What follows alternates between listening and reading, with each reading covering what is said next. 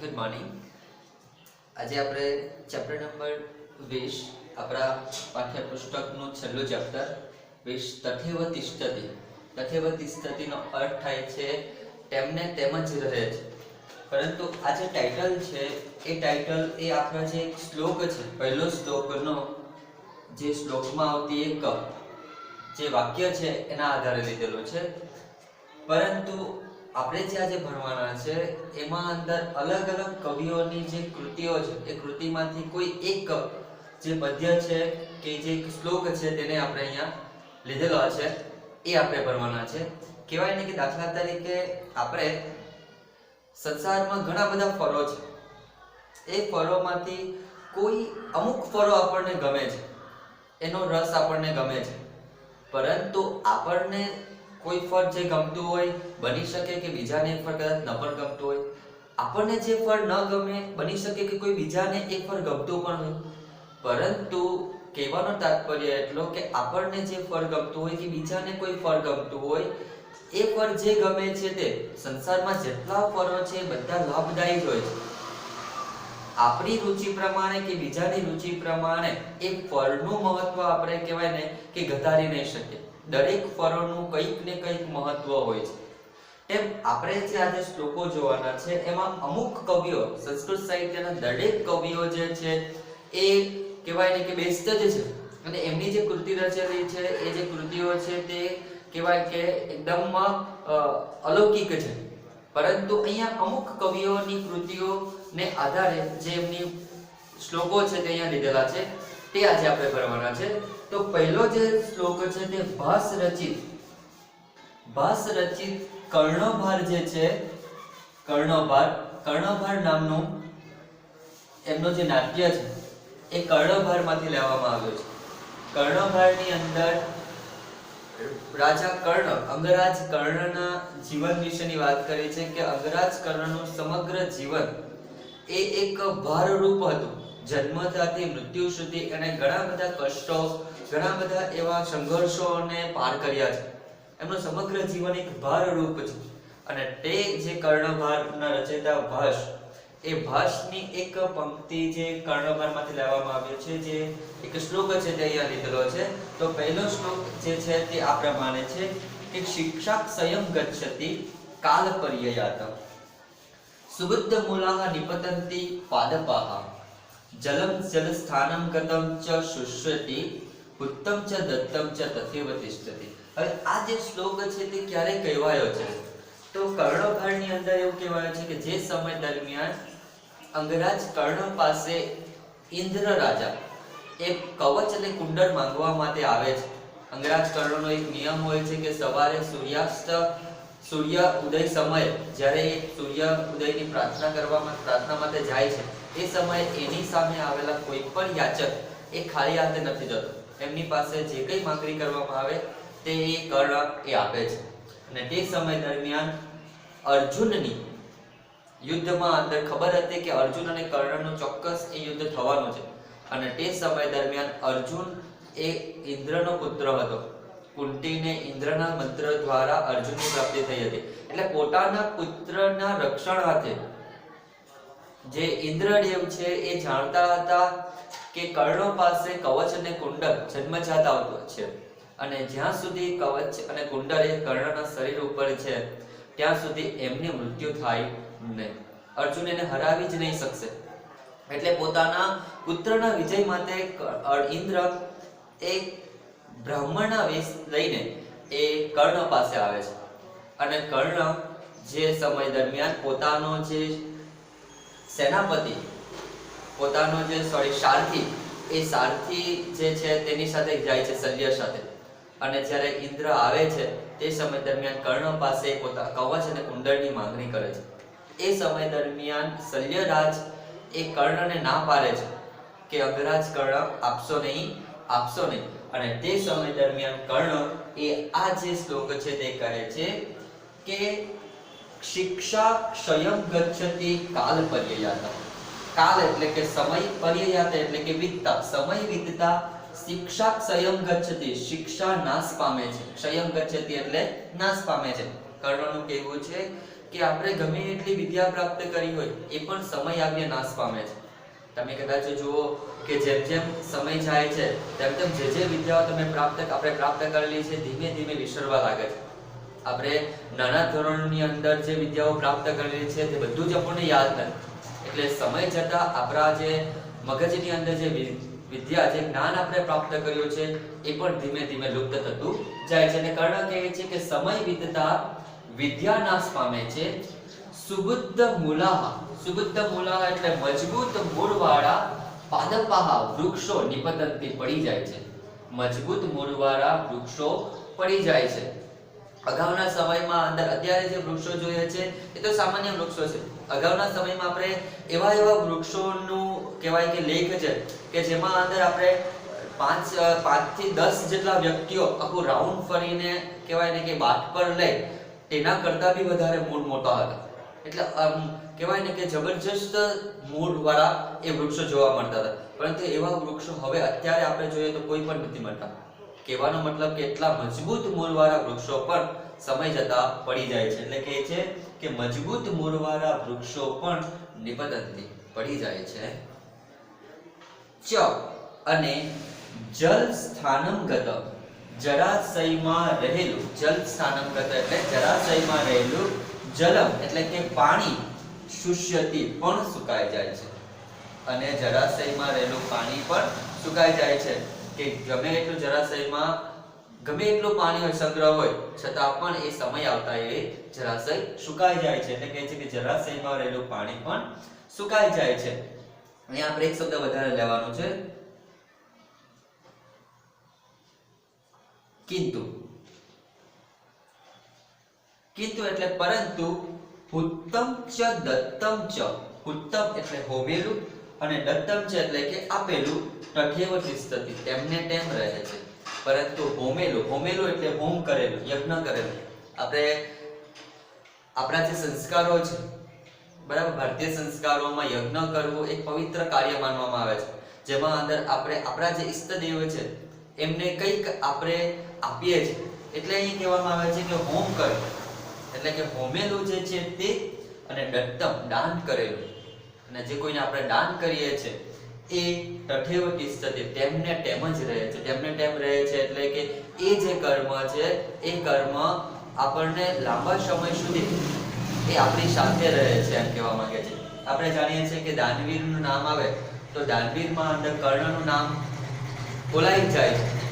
તો કર્ણનું દાનવીર પાછળનું કારણ જ એ છે કે કર્ણ જે છે કે દાનવીરોમાં શ્રેષ્ઠ ગણાય છે. એક પ્રસંગની વાત છે કે જે સમય દરમિયાન હવે આપણને સવાલ થાય કે દાન ક્યારે કરવું, કોને કરવું, કેટલું કરવું, આવા સવાલો આપણને થાય. તો દાન ક્યારે કરવું તેની એક વાત છે કે એકવાર એવું યુધિષ્ઠિરને બધા પાંડવો એ જમવા બેઠા હતા. એક યાચક આવે છે અને યાચક યુધિષ્ઠિરને કહે છે કે મહારાજ મને ધનની જરૂર છે, મારી થોડી સહાયતા કરો. તો યુધિષ્ઠિરને બધા જમવા બેઠા હતા એટલે યુધિષ્ઠિર કહે છે કે તમે આવતીકાલે આવજો, હું તમને દાન આપીશ. તો તે યાચક તો જતો હતો. તે સમય દરમિયાન જે ભીમ છે તે ભીમ હસે જતો. ભીમ હસે છે તે વખતે અર્જુન બાજુમાં બેઠો હોય તો અર્જુન ભીમને પૂછે છે કે ભ્રાતા ભીમ તમે શા માટે હસી રહ્યા છો? તો તે વખતે ભીમ કહે છે કે જે જ્યેષ્ઠ છે, જ્યેષ્ઠ યુધિષ્ઠિર મીન્સ કે મોટો ભાઈ યુધિષ્ઠિર એને કાલને હરાવ્યો છે, યમરાજને પણ હરાવી દીધો છે, એવું મેં આજે જોઈ લીધું છે. તો અર્જુનને ખબર નહીં પડી પરંતુ યુધિષ્ઠિરને તરત ખબર પડી ગઈ કે ભીમનું તાત્પર્ય શું છે. આપણે બધા જાણીએ છીએ કે કાલને કોઈ હરાવી નથી શકતું, કે ખબર નથી કે ક્યારે મૃત્યુ આપણું આવી જાય બરાબર. એટલે દાન કરવાનો સમય જે છે અહીંયા યુધિષ્ઠિરે કીધું કે આવતીકાલે આવજો. પરંતુ આવતીકાલ કોને જોઈએ છે? એ યાચકની હોય કે નહીં હોય, યુધિષ્ઠિરની બી હોય કે નહીં હોય. એટલે યુધિષ્ઠિરને તરત જ ખબર પડી જાય. યુધિષ્ઠિર ત્યાંથી ઉઠે છે અને તરત જ પેલા યાચકની પાછળ જાય છે અને યાચકને દાન કરે છે. કહેવાનો મતલબ કે જે દાન કરેલું છે, દાન કરવાનો સમય જે સમય આપણને લાગે કે દાન કરવું છે એ જ સમય એનો બેસ્ટ છે. એટલે એ જે દાન કરેલું છે એ ક્યારે પણ કહેવાય કે નિષ્ફળ જતું નથી. એટલે અહીંયા કર્ણનું કહેવું છે કે પરંતુ હોમેલું અને દાન કરેલું તથેવ તિષ્ઠતિ તેમને તેમ જ રહે છે. આખો આપણે ભાષાંતર જોઈએ કે સમય વીતતા કાલ પર્યાપ્ત એટલે કે સમય વીતતા શિક્ષા ક્ષયમ ગચ્છતિ, વિદ્યા નાશ પામે છે.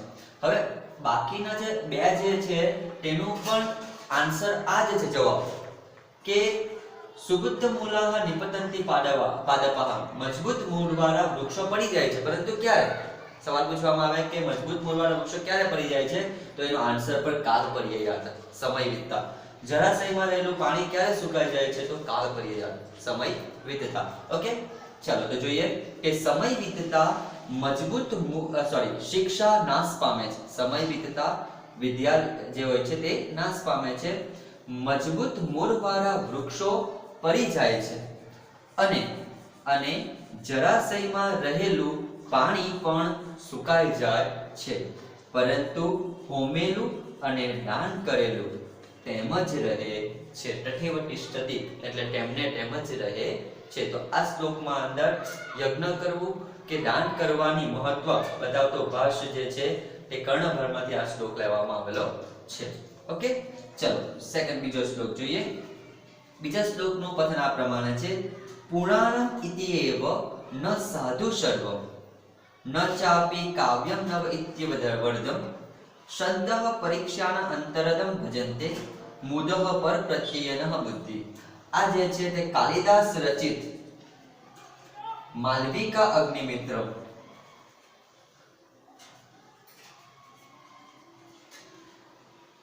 નામનું જે પુસ્તક છે એમાંથી લેવામાં આવ્યું છે.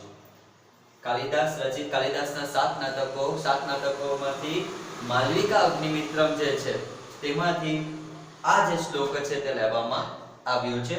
હવે આ જે શ્લોક છે તેમાં અંદર શાની વાત કરી છે? અહીંયા સજ્જન પુરુષો અને દુર્જન વ્યક્તિઓ વચ્ચેનો તફાવત બતાવેલો છે કે સજ્જન વ્યક્તિઓ કેવા હોય છે અને દુર્જન વ્યક્તિઓ કેવા હોય છે. અહીંયા એવું કીધું છે કે જે સજ્જન વ્યક્તિઓ છે તે સારું ને પરીક્ષા કરીને એને લેવા લે છે, એને પોતાના આચરણમાં અંદર લાવે છે, પરંતુ જે દુર્જન વ્યક્તિઓ છે તે દુર્જન વ્યક્તિઓની બુદ્ધિ માત્ર બીજાના અનુસાર જ ચાલતી હોય છે એવું અહીંયા કહેવામાં આવ્યું છે. આપણે જોઈએ અહીંયા અમુક ઉદાહરણો દ્વારા આપીએ છે કે પુરાણમ ઇતિ એવ. અહીંયા જે 3 શબ્દ છે પુરાણમ ઇતિ એવ, સંધિ પ્રમાણે અહીંયા જે છે તે પુરાણમ, પછી જે આ ઇતિ છે બરાબર, ઇતિ અને એવ સંધિના નિયમ પ્રમાણે ઈ પછી કોઈ બીજો સ્વર આવે તો એનો ય થઈ જાય એટલે અહીંયા એવ માં અને યેવ દેખાય છે. તો પુરાણમ ઇતિ એવ ન સાધુ સર્વમ. પુરાણમ એટલે કે જૂનું છે, ઇતિ એટલે એવ એટલે જ જૂનું છે, એટલે જ સર્વ બધું ન સાધુ સારું હોતું નથી. આપણે એવો વર્ડ બોલીએ છીએ ઓલ્ડ ઇઝ ગોલ્ડ, કે જે જૂનું છે એ બેસ્ટ જ હોય છે, પરંતુ જરૂરી નથી કે બધું જ વસ્તુ એ જૂનું સારું હોય છે. આપણે અમુક રીતિ રિવાજોની વાત કરીએ કે જૂના સમયની અંદર બાળકીને દૂધ પીતી કરવામાં આવતા હતા, સતી પ્રથાઓ હતી બરાબર. તો આવા ભયાનકો રિવાજો પણ હતા, એ જૂના જ છે પરંતુ એ સારા હોતા નથી. એટલે કહેવાનો તાત્પર્ય એ કે જૂનું છે બધું જ એટલે બધું એ સારું જ હોય એવું નથી. હા, એવું પણ નથી કે બધું જ ખરાબ હોય છે. જૂના સમયની અંદર અમુક વસ્તુ કહેવામાં આવે છે કે તે બેસ્ટ જ હતું બરાબર. એટલે જૂનું છે એટલે બધું જ સારું વસ્તુ નથી. કાવ્યમ ચ શબ્દ અને કાવ્યમ એટલે કાવ્ય અપી પણ નવમ નવું છે, ઇતિ એટલે ન અવર્ધ્યમ એટલે ટીકા ન કરી શકાય એવું પણ નથી. અવર્ધ્યમ એટલે ટીકા કરવું અને ન એટલે એવું પણ નથી, ટીકા કરી ન શકાય એવું પણ નથી. અહીંયા આપણે કીધું કે જૂનું છે એટલે બધું સારું નથી હોતું, તો એનો મતલબ એ નહીં થાય કે નવું છે બધું નવામાં અંદર જે કઈ વસ્તુનું ઉત્પત્તિ થાય છે બધું બેસ્ટ જ હોય છે. અહીંયા નવા તરીકે આપણે ઉદાહરણમાં કાવ્ય લીધું કે અગાઉના સમયની અંદર આપણે કહેવામાં આવે કે દાખલા તરીકે કોઈ કે કાવ્યની રચના કરી તો કદાચ એમાં કોઈ ક્ષતિ હોઈ શકે, તો એનો મતલબ એ નહીં કે અત્યારે કોઈ કાવ્યની રચના કરવામાં આવે એ બેસ્ટ જ હોય, અત્યારે કોઈ વસ્તુની શોધ કરવામાં આવે એ બેસ્ટ જ હોય બરાબર. એટલે એવું પણ નથી કે કાવ્ય નવું છે એટલે કઈક વસ્તુ નવુંની ઉત્પત્તિ થઈ એ બેસ્ટ જ હોય એવું પણ અહીંયા કીધું નથી. એટલે કાવ્ય પણ નવું છે એટલે ટીકા ન કરી શકાય, એમાં કોઈ ખામી નહીં હોઈ શકે એવું પણ નથી. ઓકે, અહીંયા બંને વસ્તુની વાત કરી છે કે જૂનું જે વસ્તુ છે એ જૂનુંમાં અંદર બધું જ સારું હોય એવું પણ નથી, અને હાલમાં કઈક વસ્તુની શોધ થઈ કે કઈક વસ્તુની ઉત્પત્તિ થઈ એમાં અંદર કંઈ પણ ટીકા નહીં કરી શકાય, કઈ જ ખામી નહીં હોઈ શકે એવું પણ નથી. પછી કીધું છે કે સંતઃ સત્પુરુષો પરીક્ષ એટલે પારખીને, સત્પુરુષો પારખીને અન્યતરત એટલે કે બેમાંથી એકને ભજનતે સેવે છે. સત્પુરુષો જે સજ્જન પુરુષો હોય છે તે શું કરશે કે જે જૂનામાં અંદર જે સારું હશે, જૂનામાં અંદર જે કંઈ સારું હશે તેને પણ ગ્રહણ કરશે અને નવામાં જે કંઈ સારું હશે તેને પણ ગ્રહણ કરશે. બંનેને એ ઓળખશે કે શું ગ્રહણ કરવા જેવું છે અને શું છોડવા જેવું છે.